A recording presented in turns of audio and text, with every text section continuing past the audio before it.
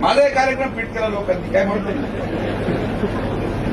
लोक म्हणायचे विखे पाटील पडू शकत नाही. हे तुम्ही बोलू लोकांनी पाडून टाकलं. बरोबर आहे भाऊ. कार्यकर्ते, आणि ही पहिली निवडणूक, आता अनेक वर्षाचा राजकीय आपण संघर्ष पाहिला आणि अनेक राजकारण निवडणुका पाहिल्यात. ही पहिली निवडणूक होती ज्याच्यामध्ये कार्यकर्ते प्रामाणिक होते, पण जनता ऐकायला तयार नव्हती. नाही तर इतर वेळेस कार्यकर्ते फुटतात, कार्यकर्ते पळू राहिले, मत मागू राहिले, पण लोक मतदान टाकायला कबळ दाबायलाच तयार. आणि मग लोकांनी निवडला या जिल्ह्यामधला हिरा.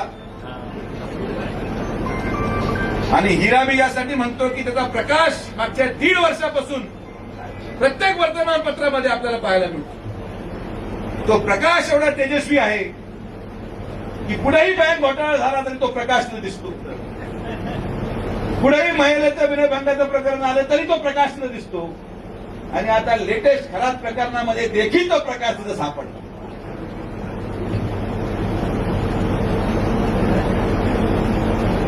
खरंच तुम्ही कसा हा शोधून काढला,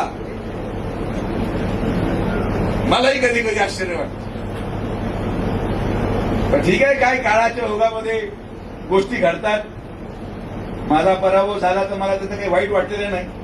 कदाचित तुम्ही मला पाडलं नसतं, तुम्ही संगमनेरलाही गेलो नसतो, मी पारनेरलाही गेलो नसतो, मी राहुरीला आलो नसतो, नेवाशालाही गेलो नसतो. मोठं एकदम रिंगण दिंडीला निघालो, फार पूर्ण कार्यक्रम लावूनच घरी पोहोचलो.